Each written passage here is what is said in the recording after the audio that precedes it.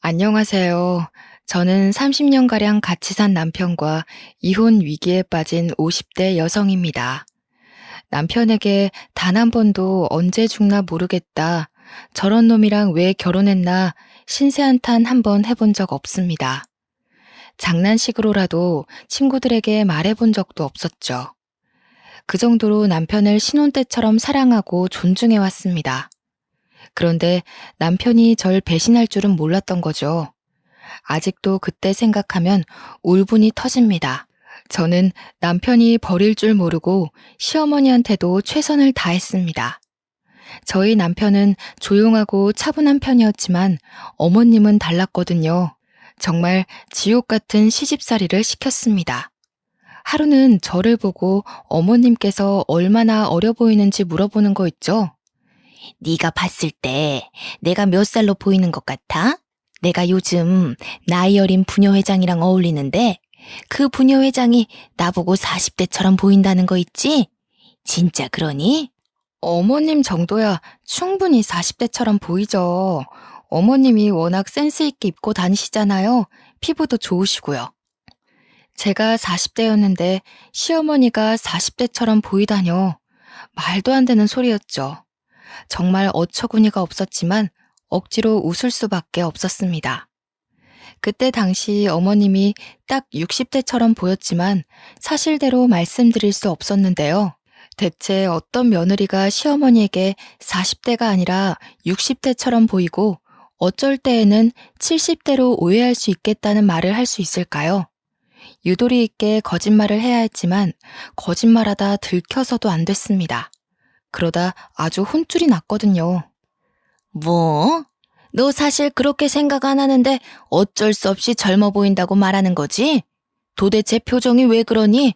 내가 못할 말이라도 했어? 아니요, 저는 진심으로 말씀드린 거예요. 어머님처럼 젊게 사시는 분이 어딨어요. 제가 손사래를 치며 호들갑을 떨어도 소용없었습니다. 이미 마음이 상하신 어머님께서 저에 대한 인신공격을 하셨거든요. 예, 됐다. 내가 무슨 말을 하겠니? 네 집에 얹혀 산다고 눈치 줄 때부터 알아봤다. 아침마다 싫어하는 티 팍팍 내는데 내가 숨 쉬면서 살 수 있겠어? 너랑 사는 순간부터 지옥이 따로 없다. 정말 어이가 없어서. 어머님이 획 나가버리셔서 돌아오지 않길래 제발 그 부녀회장이라는 여자랑 친하게 지내지 않았으면 했습니다. 안 그래도 어머님께서 저랑 같이 다니면 또래 같다더니 친구 같다는 말을 하고 다니는데 부녀회장을 만난 뒤로 자화자찬이 더 심해졌습니다. 어느 날 갑자기 자기가 저보다 더 어려 보이는 것 같다는 소리를 하더군요. 어머님만 자존심 있나요? 그 말을 듣는 순간 제가 그렇게 늙어 보이나 마음이 상했습니다. 그 뒤로 제가 기초 화장품을 바꾸고 친구들이 좋다는 브랜드로 색조 화장품도 바꾸었는데요. 그런데 어머님이 그 모습을 쭉 지켜보고 있다 말씀하시더라고요. 너 요즘 따라 화장품 바꾸고 집에서도 예쁘게 꾸미고 다니더라. 나 견제하는 거니? 하긴 결혼했다고 너무 퍼질러 있는 게 심각했어. 그러니 우리 아들도 너랑 잠자리는 안 갖는 거 아니겠니? 어머님, 그게 무슨 말씀이세요? 아무리 며느리라도 그렇지 막말이 점점 심해지시는 거 아니에요? 세상에 막말이라니? 너 그동안 내가 한 말이 막말이라고 느꼈던 거니? 그렇게 안 봤는데 아주 근본 없는 년이네. 네 친정엄마가 그렇게 가르치디? 여기서 저희 엄마 이야기가 왜 나오는데요? 어머님이야말로 가정교육을 어떻게 받으신 거예요? 저도 귀한 딸이라고요. 생각하고 말씀해 주세요. 아유, 썩을 년. 끝까지 따박따박 말대꾸 하는 것 봐. 내가 어떻게 저런 년을 집안에 들여서 이런 고생을 하고 있을까? 아이고, 인생아. 제 목소리가 커지니까 욕을 중얼거리시면서 자리를 피하셨습니다. 말싸움으로 이길 자신이 없으셨던 거죠. 대신 제가 한 말을 그대로 남편에게 말하였습니다. 시어머니께서 말씀하신 건 이야기도 안 하고 제가 뭐라고 한 것만 이르셨더라고요. 퇴근하고 돌아온 남편 말을 듣는 순간 열이 받고 말았습니다. 당신 왜 우리 엄마한테 그런 식으로 말해? 아무리 시집살이가 힘들어도 그렇지. 예의 없게 굴면 안 되지. 예의 없게라니? 마음 같아서는 확 쏘아붙이고 싶었는데 참은 거야. 어머니가 나한테 뭐라 한 줄 알아? 나보고 근본 없는 년이래. 친정엄마가 그렇게 가르쳤냐고 따지더라. 엄마가 괜히 그랬겠어? 당신이 갑자기 버릇없게 구니까 그렇지. 아무리 스트레스 받아도 괜히 엄마한테 성질 부리지 마. 난 갑자기 성질 부린 적 없다니까? 어머님께서 나보고, 그만해. 나 피곤해. 일하고 오자마자 엄마한테 시달리고 또 당신한테 시달리고 싶지 않아. 남편은 제 말을 다 들어보지도 않고 욕실로 획 들어가 버렸습니다. 자기 낳아준 엄마라고 꼬지른 건 다 들어놓고 제 말은 듣지도 않다니. 정말 남편이 밉고 짜증났지만 그 다음날 남편이 비싼 향수를 하나 사왔길래 전부 풀렸죠. 제 어깨를 토닥이며 당신이 이해하라고 시어머니랑 싸우지 않았으면 좋겠다고 해서 저도 노력한다고 말했습니다. 요즘 따라 야근하고 주말에도 일하는 남편에게 집안일까지 들먹이고 싶지 않았거든요. 제 선에서 해결하려고 노력했습니다. 그러다 또 일이 터지고 말았습니다. 시어머니께서 웬일로 옷을 사오셨길래 기쁜 마음으로 입어보았죠. 어머님, 이게 무슨 옷이에요?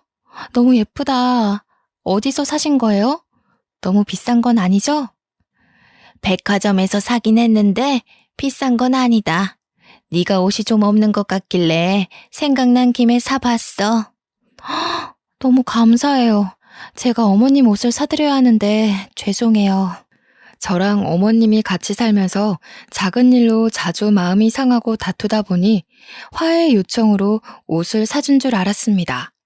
시어머니께서 사주신 옷은 고급 원단으로 만든 것 같은 소재의 심플한 원피스였습니다. 베이지색이라서 결혼식 같은 중요한 자리에 입고 가도 될 것 같더라고요. 여기에 결혼 기념일날 받은 진주 목걸이를 하면 좋겠다 생각하며 설레하고 있었습니다. 그런데 가정주부가 원피스를 입고 어디 갈 일이 없더라고요. 옷장에 소중하게 모셔두고 있는데 어머님께서 갑자기 나들이를 제안하셨습니다.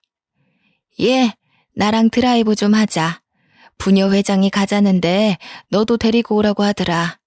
어머, 제가 가도 되나요? 괜히 눈치 없이 끼는 거 아닌가 몰라요. 부녀 회장과 가는 거라길래 마음에 좀 걸리긴 했지만 오랜만에 외출이었습니다. 게다가 제가 가보고 싶었던 집 근처 땡땡공원 벚꽃길을 가자고 하더라고요. 저희 지역에서 봄이 되면 늘 주목을 받는 곳이 땡땡공원 벚꽃길이었습니다. 이사 온 뒤에 코로나가 터져서 한 번도 보질 못했는데 이번 연도에 드디어 개장했다고 하더군요. 사진으로만 보며 부러워했던 그곳에 가다니. 게다가 애들도 다 커서 학교 기숙사에 지내고 있는 터라 애들을 데리고 갈 필요도 없었습니다. 그야말로 자유였던 거죠. 부녀 회장이 저를 콕 짚어서 며느리 한번 데려오라는 말을 했다고 하길래 한 번도 만나본 적 없는 부녀 회장이라는 존재가 궁금했습니다. 도대체 어떤 사람이길래 어머님을 이렇게 만든 건지 알아야겠더라고요. 친해지면 어머님이 절 괴롭힐 일도 없어질 것 같아서 약속을 잡았습니다. 주말 오후 3시쯤 땡땡공원 앞에서 만나자길래 어머님이랑 같이 갔는데요. 옷차림부터 정말 화려하더라고요. 부녀 회장이 저보다 나이가 많을 텐데 화려한 꽃무늬 원피스에 꽃무늬 스카프까지. 멀리서 봤을 때 벚꽃나무인 줄 알았습니다. 자기가 잘 차려입었다고 생각했는지 저를 위아래로 훑어보더니 코웃음을 쳤습니다. 자기가 우리 순자 언니 며느리야? 진짜 그 옷 입고 왔네. 언니, 그 외투 좀 벗어봐. 며느리보다 예쁜지 살펴보게. 처음엔 이게 도대체 무슨 소리인가 싶었습니다. 저는 어머님이 외투를 입고 나오길래 그 안에 무슨 옷을 입었는지 모르고 있었거든요. 그런데 외투를 벗자마자 헉 소리가 절로 나왔습니다. 어머님이 저랑 같은 원피스를 입은 거 있죠? 일부러 그런 듯 제 옆에 붙어서서 부녀 회장에게 이렇게 말하였습니다. 어때? 내가 며느리보다 낫나? 훨씬 젊어 보여? 당연히 언니가 훨씬 젊어 보이지. 이렇게 같은 옷 입혀놓으니까 더 티난다. 얘, 너 관리 좀 해야겠다. 40살이라고 했지? 40살이 어떻게 나보다 늙어 보이니? 그러니까 말이다. 우리 며느리 얼굴 좀 봐. 주름이 자글자글하니 어쩌면 좋니? 요즘 애들은 에스테틱 다니면서 관리받는다던데 그런 거 할 생각도 없나 봐. 따로 관리를 안 받으니까 이렇지. 너 길 가다 할머니 소리 안 듣니? 네 얼굴 모르고 길 가다 마주쳤으면 내가 존댓말 했겠다. 시어머니와 부녀 회장이 이런 식으로 절 꼽주면서 까르륵 웃음을 터뜨렸습니다. 일부러 제 자존심을 깎아내리려고 이런 말을 하는 거겠죠. 제가 아무리 늙어 보여도 60대인 어머님보다 늙어 보이지는 않을 겁니다. 그동안 어머님을 정말 잘 보살펴드리고 보좌해드렸는데 저를 이런 취급하다뇨. 상처받아서 눈물을 흘릴 뻔했습니다. 어머님이 결혼할 때부터 절 마음에 안 들어하긴 했지만 자기 자존감을 높이기 위해서 저를 이용할 줄은 몰랐습니다. 50대, 60대의 나이에도 매일 꾸미고 머리하고 화장하면서 몇 살로 보이냐고 물어보며 젊어 보이는 데에 집착했을 때 알아봤어야 했습니다. 저러니 시아버지가 바람 피우고 다른 여자랑 재혼했겠죠. 남자들이 괜히 도망가는 게 아니라고 생각했습니다. 분한 마음에 부들부들 떨며 어머님께 너무하다고 소리치기도 했는데요. 어머님은 귓등으로도 듣지 않았습니다. 저도 저를 무시하는 시어머니와 대화하고 싶지 않아서 집으로 와버렸습니다. 그랬더니 부녀 회장이 제 뒤통수에 대고 이렇게 말하는 거 있죠? 얘가 지금 시어머니 두고 어딜 가는 거니? 아유 버르장머리 없는 년. 저러니 시어머니한테 미움받지. 아주 남편한테도 미움받을 게 뻔하다. 이렇게 저를 욕하고 모욕 주길래 부녀 회장에 대해 모든 걸 알아냈습니다. 나이는 47살에 포크레인 운전사 남편을 두고 있더군요. 아들도 포크레인 자격증을 따서 집안 대대로 그 일을 물려받으려는 모양이었습니다. 제 나이는 40살에 저희 남편은 땡땡 기업 부장급이었죠. 저희 딸은 명문학교를 다니며 전교 10등 안에서 노는 엘리트였습니다. 그런데 저를 무시하고 아래로 보다뇨. 누가 봐도 제가 더 나아 보였는데 억울했습니다. 그날 이후로 매일 거울만 보며 외모에만 집착하게 되었습니다. 피부과에 다니고 에스테틱에서 다니며 돈을 쓰기 시작하니까 남편도 놀라더라고요. 당신, 이번 달에 카드값 왜 이렇게 많이 나왔어? 피부과랑 에스테틱은 또 뭔데? 나한테 이런 데 다닌다는 말 없었잖아. 아니, 남들은 다 다니는데 나도 다녀보고 싶어서. 내가 요즘 따라 나이 들어 보인다는 말을 너무 많이 들어서 관리해보고 싶었어. 나보고 생활비 많이 나가니까 담배 끊으라고 할 때는 언제고. 당신 이런 사치 부리는 사람 아니잖아. 왜 갑자기 변한 거야? 남편이 이렇게 물으니까 할 말이 없었습니다. 머뭇거리며 시어머니와 부녀 회장에게 들은 말을 털어놓을까 고민하고 있으니 갑자기 어머님이 들어와 한마디 하시더군요.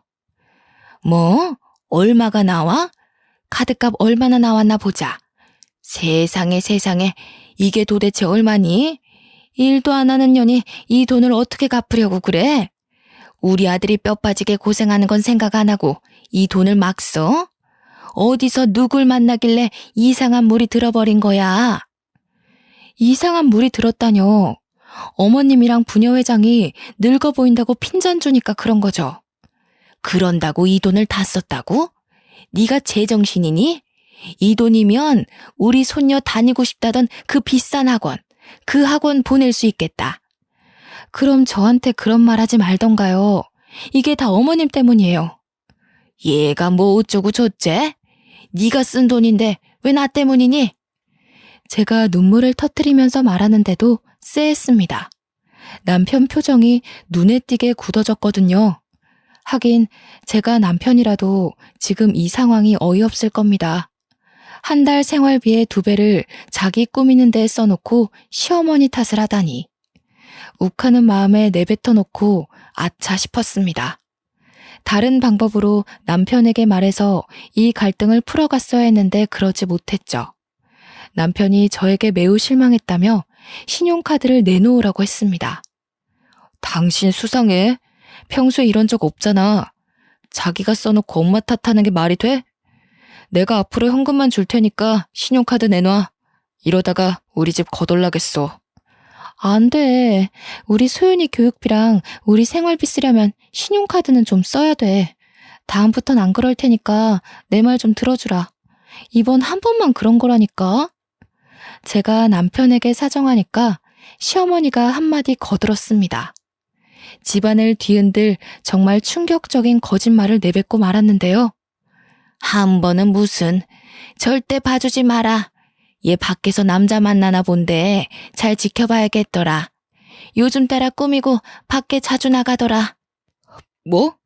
그게 무슨 말이야? 당신 요즘 누구 만나러 다녀? 정말 눈앞이 아찔해졌습니다. 남편 눈빛을 보아하니 어머님 말을 있는 그대로 믿는 것 같더라고요. 저를 뚫어져라 쳐다보더니 집안 구석구석을 살펴보고 있었습니다. 그래서 제가 급하게 남편의 팔을 붙잡았죠. 여보, 그런 거 아니야. 나 바람 같은 거 안 피워. 맨날 집안일하고 끽해봐야 동창 모임 나간 것밖에 없어. 당신도 내가 여중여고 나온 거 알고 있잖아. 설마 나 의심하는 거 아니지? 남편이 제 말을 듣고 우리 와이프가 설마 그러겠어 하는 눈빛을 보냈습니다. 그것도 잠시 어머님이 또 말도 안 되는 말을 꺼내길래 억장이 무너지고 말았습니다. 그걸 어떻게 믿니? 네 동창이 소개시킬 수도 있는 거고 인터넷을 만날 수 있는 건데. 어머님이 보셨어요? 제가 남자 만나거나 바람 피우는 거 보셨냐고요? 내가 괜히 이러겠니? 캥기는 게 있으니까 이러지. 남자가 생겼으니까 네가 안 하던 짓을 하는 거 아니야. 어머님 때문에 그런 거라니까요. 어머님이 저 볼 때마다 나이 들어 보인다 관리하라고 잔소리를 하시니까. 내가 언제? 구초라, 내가 그런 말 한 적 있니? 어머님께서 물론 남편이 있을 때 그런 말을 하신 적이 없었습니다. 남편이 워낙 바빠서 같이 있을 일도 없었고요. 실제로 남편은 그 말을 듣고 제 말이 아니라 시어머니 말을 더 믿는 것 같았습니다.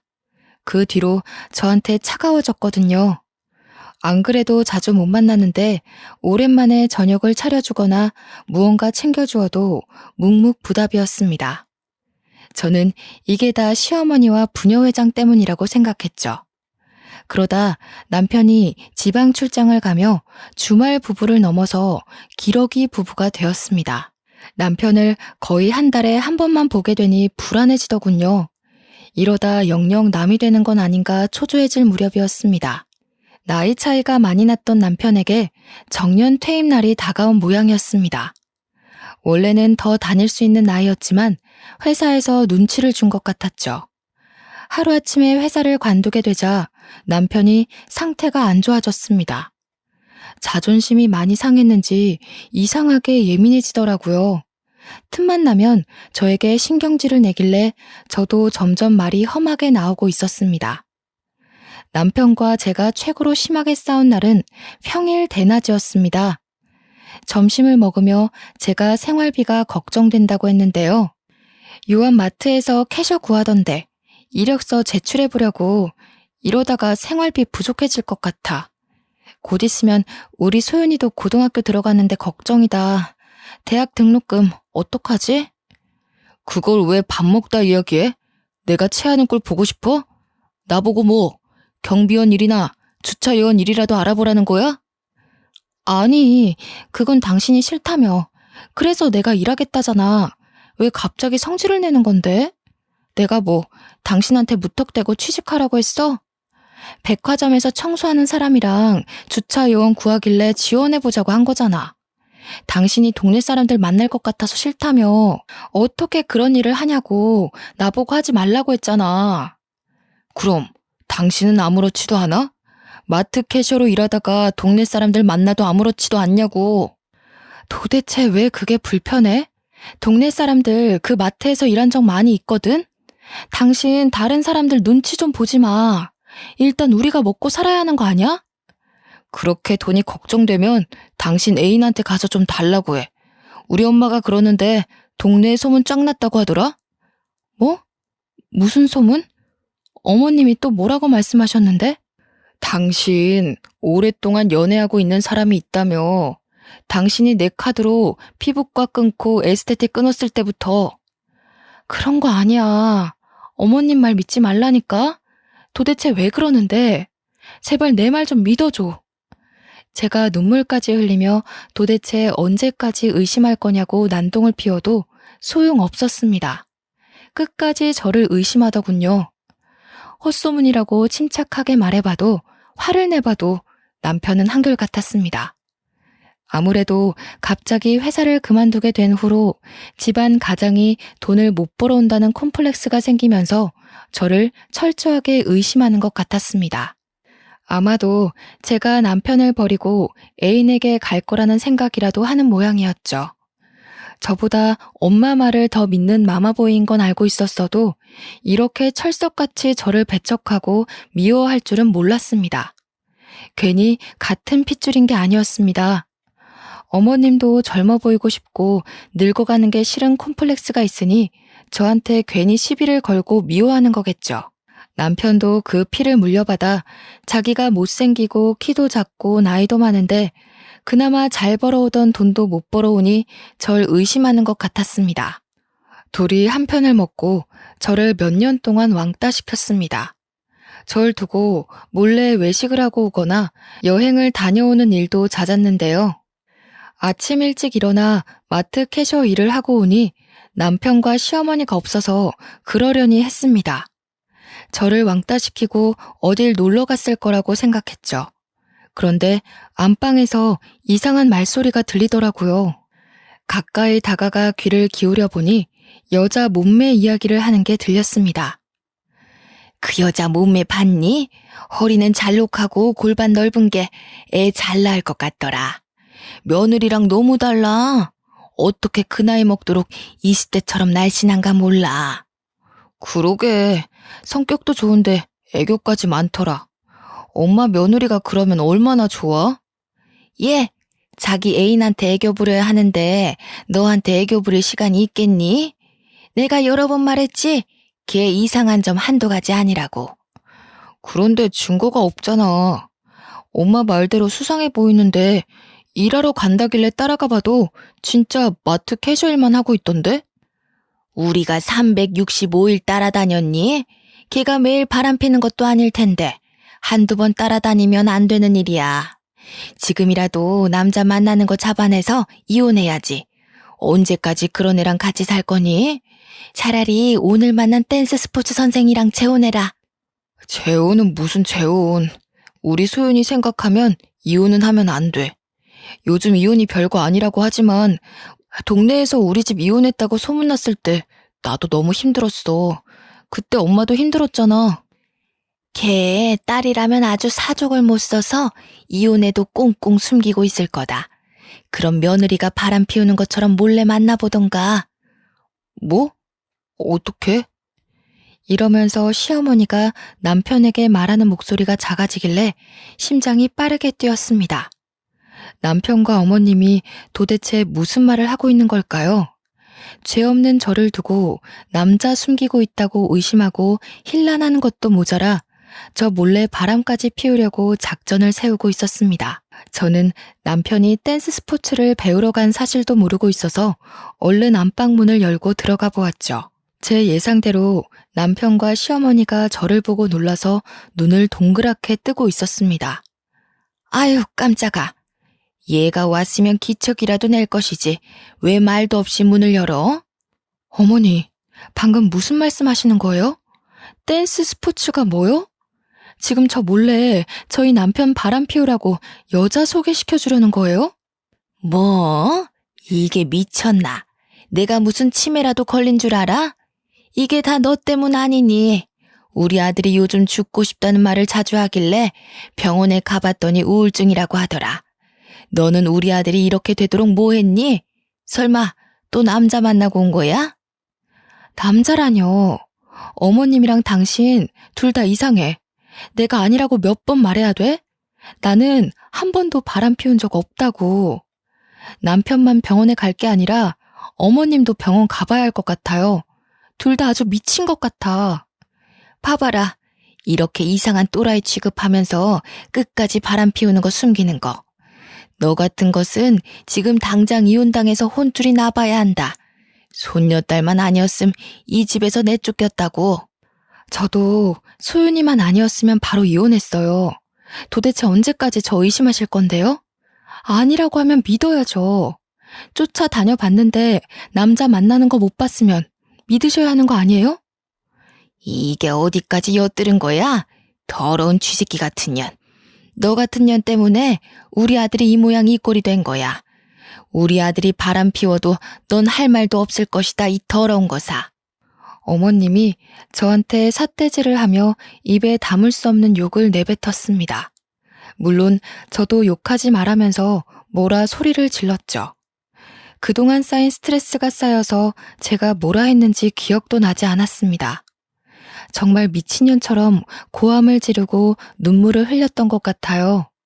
지금 생각해보면 남편이랑 시어머니가 병원에 가야 하는 게 아니라 제가 가야 했습니다. 마음속에 곪은 상처가 많이 있어서 툭하면 눈물을 흘렸거든요. 저는 친정이 제주도라서 갈 도리도 없었습니다. 마트 캐셔일을 하면서 모은 돈으로 친정으로 가서 돌아오지 말까 생각도 해보았는데요. 기숙사 생활을 하며 인서울을 목표로 하고 있는 제 딸이 걱정되더라고요. 제가 획 가버려서 이혼이라도 당하면 제 딸 소윤이가 마음이 심란해져서 입시도 망치고 앞길을 막을까 걱정이 되었습니다. 어떻게 얻은 귀한 딸인데 제가 아이를 가지기 힘든 몸이라 시험관 시술을 통해 늦은 나이에 가진 아이였습니다. 계속 아이가 유산되는 것도 남편이 나이가 있는 것도 한몫했는데 시어머니가 계속 저만 탓했던 것도 생각이 났습니다. 남편은 그래도 연애했을 때 기억도 남아있고 제가 유산했을 때 정말 잘해주어서 미운 정이라도 남아있는데 시어머니는 정말 미워할 수밖에 없는 존재였죠. 이렇게 며느리를 헐뜯고 미워할 거면 혼자 사시지. 혼자 살기 싫고 끝까지 아들 끌어안고 살 거면 결혼을 시키지 말지 하는 마음이 굳세게 느껴졌습니다. 하지만 이미 결혼한 거 어쩌나요? 우울증에 걸렸다는 남편이 너무 걱정돼서 남편이랑 다시 병원을 찾아가 보았습니다. 처음에는 남편만 상담실에 들어가서 이야기를 나누더니 의사 선생님께서 저보고 들어오라는 말을 하였습니다. 그러면서 저보고 정년퇴임 때문에 우울증이 온 것 같다고 하시는 거 있죠? 구철 씨가 원하는 정년퇴임 날짜가 있었는데 회사에서 갑자기 권고사직을 요구하는 바람에 그 상처가 컸나 봅니다. 완벽주의적인 성격이 있으셔서 자기가 사회적인 역할을 제대로 못한다는 것에 큰 타격을 받으신 것 같으세요. 자격지심에서 불신이 오신 것 같으니 많은 대화가 필요하신 것 같습니다. 집에만 있지 마시고 두 분이서 같이 새로운 취미를 가져보세요. 불신이라니. 그 말을 듣는 순간 남편이 의사한테도 제가 바람을 폈다느니 별의 별말을 다 말했을 것 같다는 예감이 들었습니다. 남편이 끝까지 저를 믿지 못하는데 취미는 무슨 취미인가요? 동사무소에서 시큰둥하게 상담실을 나와서 병원을 나서니 남편이 저를 따라오며 물었습니다. 당신은 내가 아프다는데 반응이 왜 그래? 왜 아무 말도 없어? 병원에서도 내가 바람 피우는 것 같다고 말했어? 지금 그 말이 왜 나와? 의사가 하는 말 못 들었어? 내가 아프대. 당신 때문에 아프다고. 그게 왜 나 때문이야? 당신이 아픈 건 당신 핏줄 때문이야. 당신 어머니 때문이라고. 당신 어머니 콤플렉스 덩어리인 거 알고 있어? 20살이나 어린 나보고 자기보다 늙어 보인대. 끊임없이 나랑 비교하고 헐뜯고 욕하고 정말 미쳐버리겠다고. 뭐? 우리 엄마가 언제 그랬어? 당신 정말 이상하다. 왜 우리 엄마를 그런 식으로 만들어? 그리고 핏줄이라니. 우리 집안 자체가 이상하다는 거야? 당신 정신이 어떻게 된 거 아니야? 그래, 끝까지 당신 엄마 편만 들을 거면 마음대로 해. 당신 마음대로 나 의심하고 당신 마음대로 바람 피우라고. 댄스 스포츠인가 뭔가 하는 그년하고 만나든가 네 멋대로 하라고. 저는 그날부터 남편을 포기하기로 마음먹었습니다. 제가 대화하려고 노력하고 해명하려고 애쓰면 뭐하나요? 하나도 믿지 못하고 끝까지 저를 욕하고 손가락질하는데 질려버리고 말았습니다. 이참에 파트타임으로 일하던 마트 캐셔일을 늘려서 일주일에 한 번씩만 쉬고 정신없이 일해보려고 했습니다. 마침 마트 캐셔 직원이 여러 명 관두는 바람에 다른 시간대도 일해달라는 부탁을 받은 참이었거든요. 집안일은 머릿속에서 지우고 우리 딸을 위한 목돈을 모아둘 작정이었습니다. 그렇게 의도적으로 남편에게 외면하고 있었는데요. 2개월 정도 지날 무렵 캐셔 일을 하고 돌아와서 집안일에 손을 대기 시작했습니다. 밀린 빨래를 모아 하려는데 남편 와이셔츠가 웬일로 나와 있더라고요.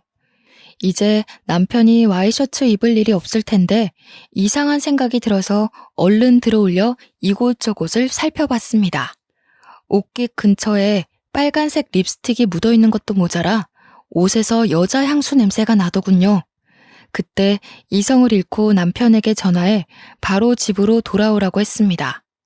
남편이 어디에 있었는지 몰라도 신경질을 부리며 들어오더군요. 내가 어디 있을지 알고 네 멋대로 들어오래. 내가 당신 아들이야? 당신 이건 뭐야? 이 와이셔츠 뭐냐고. 여기 묻어있는 립스틱이랑 향수 냄새 뭔지 설명해봐. 나 댄스 스포츠 교실 다니는 거 알고 있잖아. 파트너가 여자니까 립스틱도 묻고 향수 냄새도 좀 묻을 수 있지. 갑자기 왜 나한테 지랄이야? 괜히 일 힘들어서 짜증 부리는 거지? 뭐? 지랄? 당신 말이 점점 험해진다? 나하고 갈 때까지 가려고? 바람 피우는 건 당신이면서 나 의심하려고 그러니까 그렇지.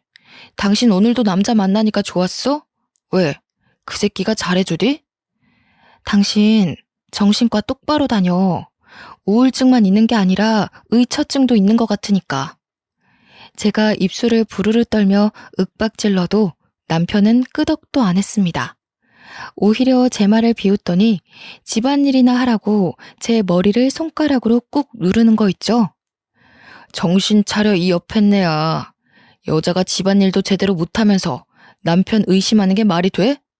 옛날 같았으면 바로 곤장 맞고 뒤졌어. 당신 같은 여자 제명 살지도 못했다고. 도대체 나한테 왜 그래?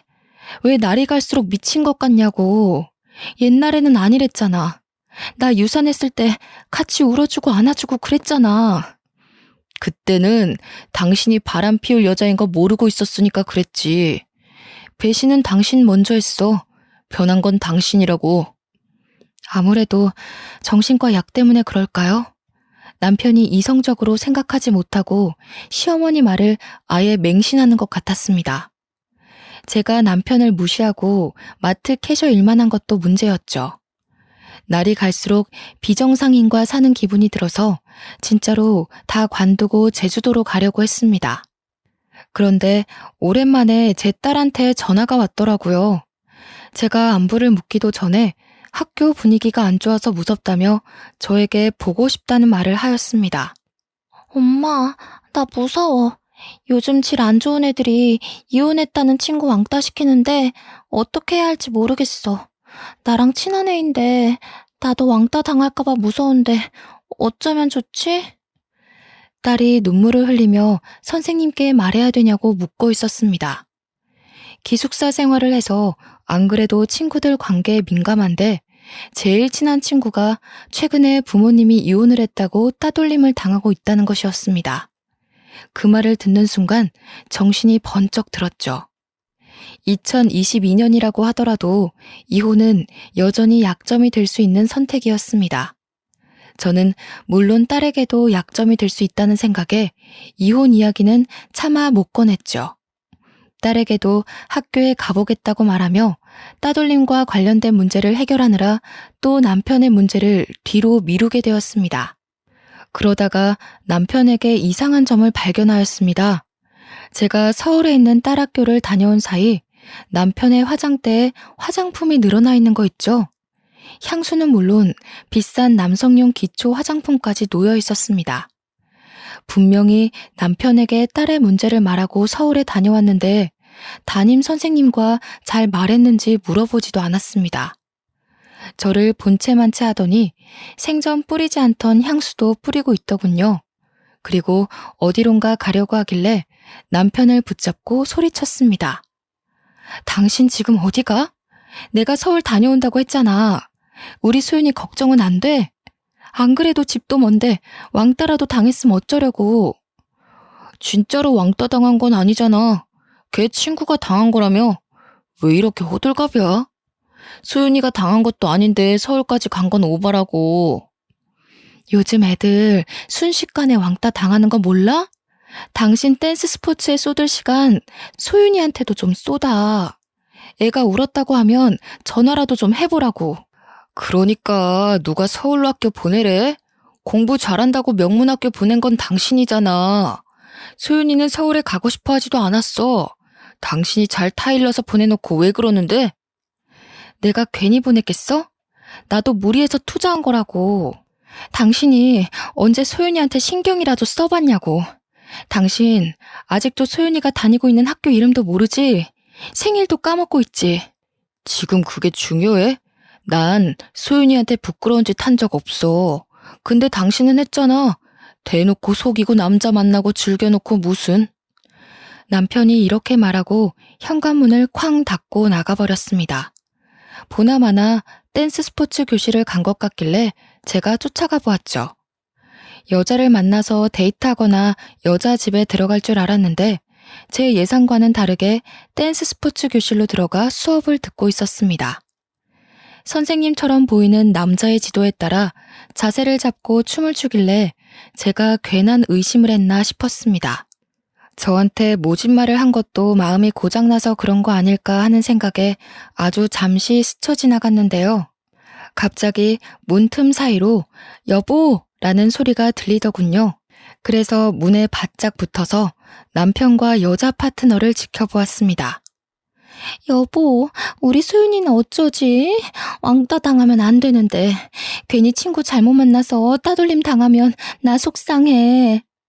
불륜녀가 자기가 남편의 진짜 와이프가 된 것처럼 굴길래 대체 어떻게 생긴 작자가 그러는지 보려고 눈을 크게 떴습니다.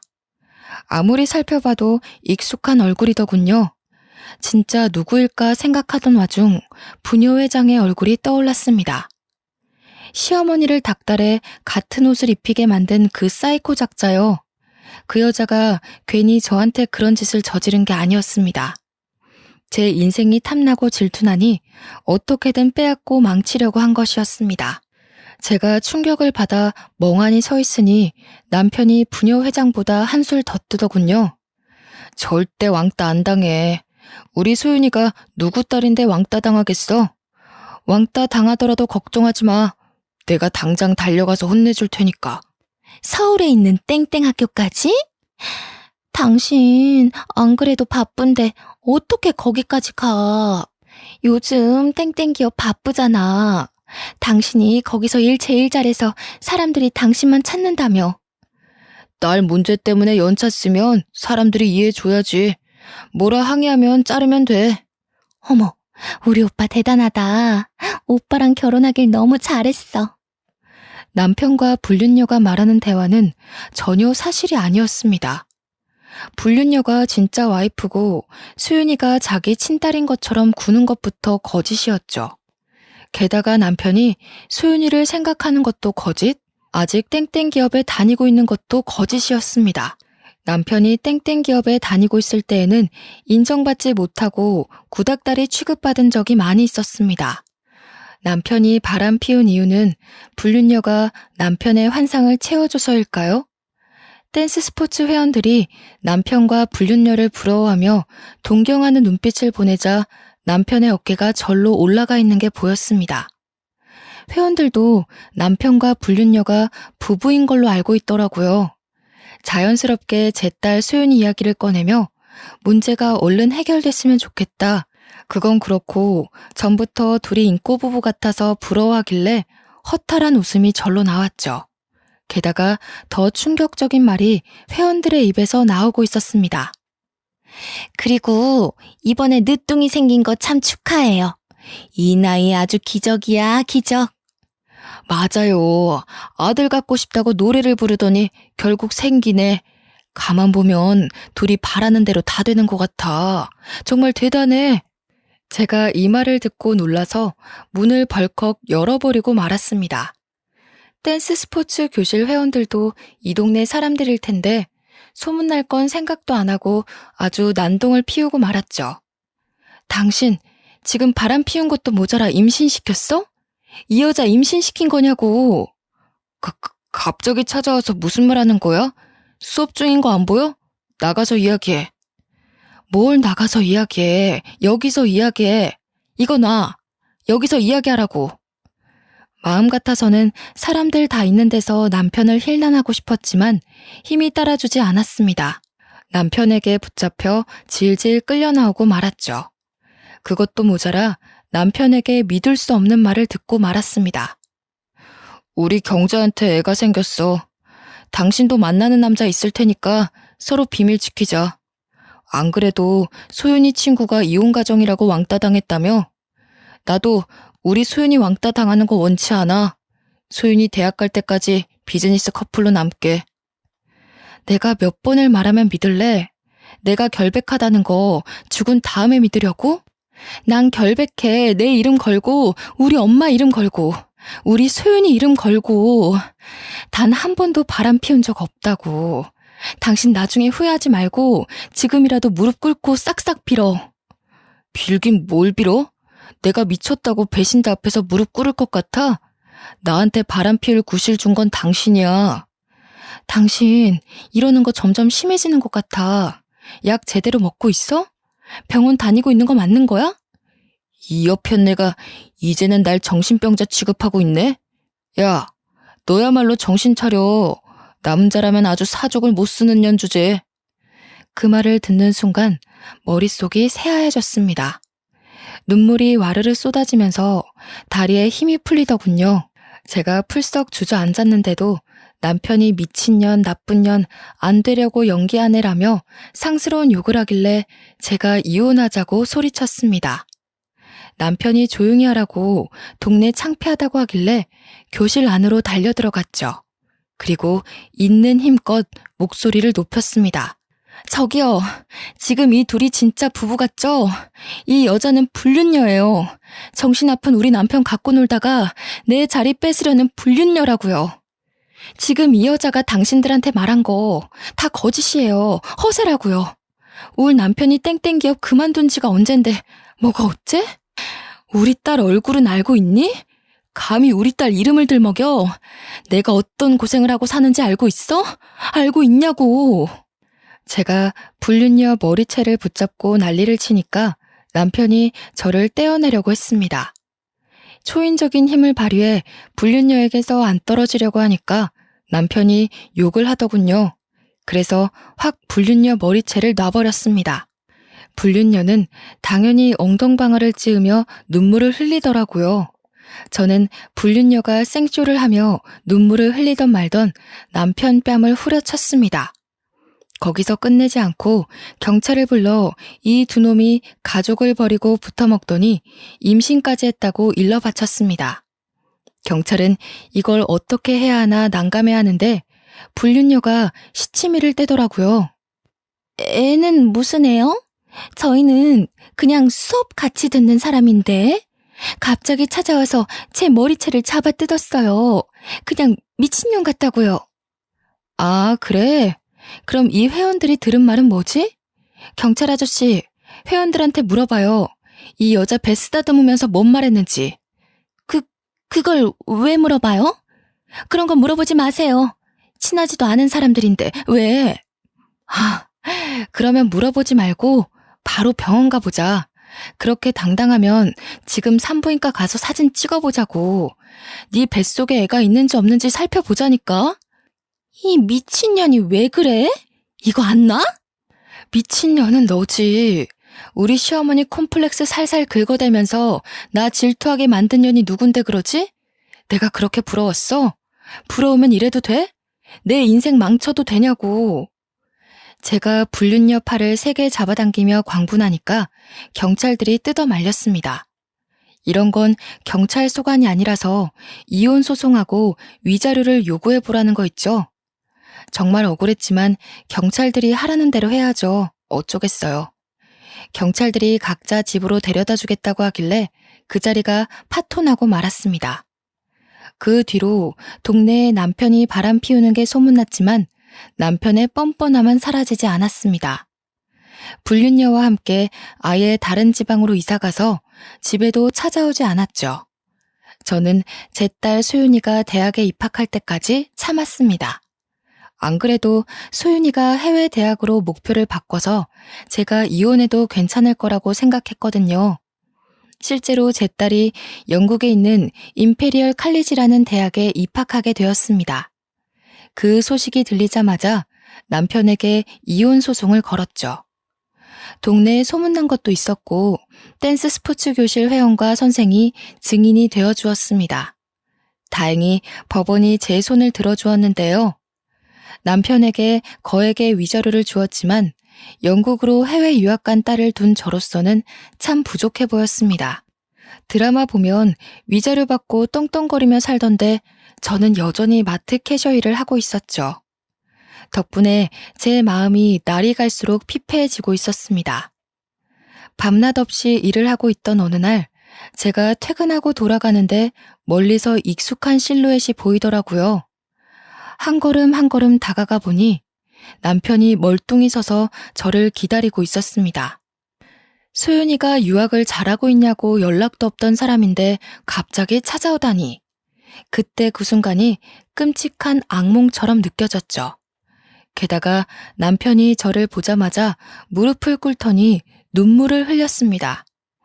여보, 내가 미안해. 내가 정말 잘못했어. 당신을 믿는 건데. 당신 때문에 내가 미친 게 아니라 우리 엄마 때문에 미친 건데 끝까지 당신을 안 믿고 내가 배신해버렸어.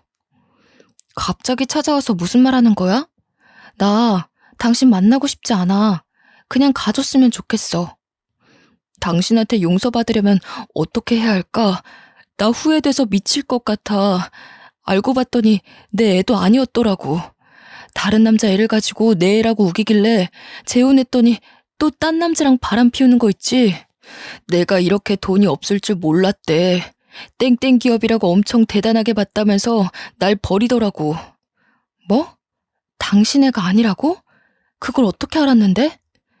나랑 누나 둘 다 A형인데 애가 B형이 나왔더라고. 전혀 나올 수 없는 혈액형이라서 친자 검사를 해봤는데 내 애가 아니라고 하더라. 그 말을 듣는 순간 웃음이 바로 터져나왔죠. 땡땡 기업에서 겨우 버티다 잘린 주제에 능력남인 것처럼 연기하다 결혼하고 나서 딱 걸렸나 봅니다. 괜히 허세를 부리니 그런 꽃뱀 같은 여자가 걸리는 거겠죠. 제가 한참을 웃다 남편을 내려다보며 한마디 해주었습니다. 근데 이걸 어쩌나? 우리 소윤이 이번에 간 영국 임페리얼 칼리지 졸업하면 억대 연봉을 벌어줄 텐데. 난 그 돈 당신이랑 나눠 갖긴 싫은데?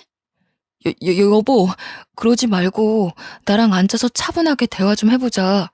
우리 소윤이 이야기도 좀 듣고 싶어. 우리 소윤이 무슨 과 갔다고 했지? 소윤이가 말하지 말래. 아버지가 너무 증오스럽다나 뭐라나. 다시 재혼할 생각하지 말고 여러 남자 만나며 연애나 하라는데? 물론 제 딸이 억대 연봉 자리를 제안받거나 아버지에 대해 심한 말을 내뱉은 건 아니었습니다. 하지만 보통 임페리얼 칼리지를 졸업하면 7, 80%가 고소득자가 된다고들 하니까요. 게다가 소윤이가 재혼하지 말고 연애 많이 해봤으면 좋겠다는 말을 했습니다. 100% 거짓은 아닌 셈이죠. 제가 이리 말하니까 남편이 애가 탔나 봅니다. 안절부절 못하면서 제 손까지 잡더라고요. 그래서 획 뿌리치고 집으로 들어가 버렸습니다. 물론 실제로 제 딸이 성공해서 남편에게 복수하고 싶다는 생각은 했습니다. 신께서 이 소망을 들어주셨는지 제 딸이 졸업할 무렵 좋은 취업 자리가 들어왔습니다. 딸과 영상통화하며 그 소식을 전해 들었는데 대학도 안 나온 제가 이해할 수 없는 어려운 영어가 섞여 있어서 설명은 잘 못 드리겠네요. 경영을 공부한 제 딸에게 딱 알맞은 일자리라는 것만 알고 있었습니다.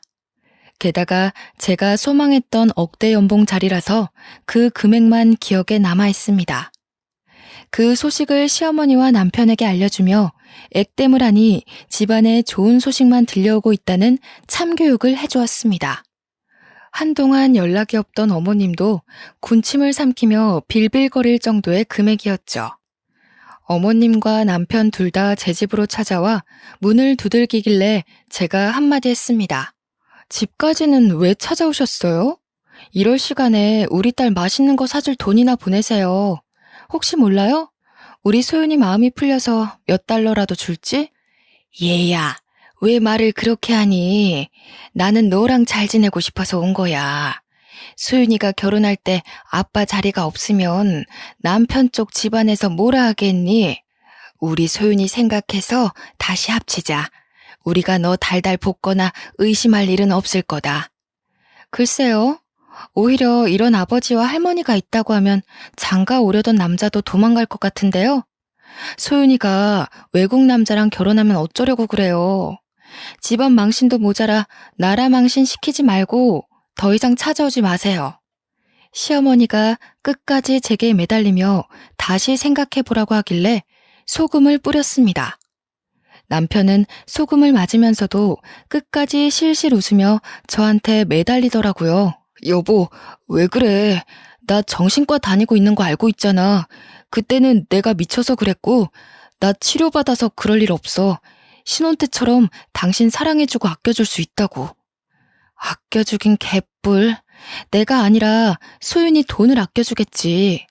제가 말하려는 남편 얼굴에 소금을 던지니까 입속에 와르르 소금이 들어가더군요. 소금을 마신 남편이 캑캑거리고 있길래 시어머니 얼굴에도 소금을 쏟아부었습니다. 어머님은 당연히 소금을 물대포처럼 맞았다가 눈에 소금이 들어갔는지 눈물을 흘리시더라고요. 제가 그 모습을 보고 손가락질하며 비웃었습니다. 아까는 간신배처럼 잘 쪼개더만 끝까지 웃고 있어야지. 얼른 웃어. 바보같이 제 말을 듣고 어머님과 남편이 웃고 있더군요. 제가 그 모습을 사진으로 찍어두고 어머님과 남편에게 연락이 올 때마다 그 사진을 보내두고 있습니다. 저한테 굴욕을 당한 어머님과 남편은 이제 연락도 안 하고 잠적한 상태인데요. 이러다 돈이 궁하면 저한테 와서 빌빌거리겠죠. 그럴 때 어떤 방법으로 복수해줄까 고민하고 있습니다. 여러분이라면 어떤 복수를 할 것 같으신가요? 좋은 방법이 있으시면 추천 부탁드립니다. 지금까지 제 사연 들어주셔서 감사합니다.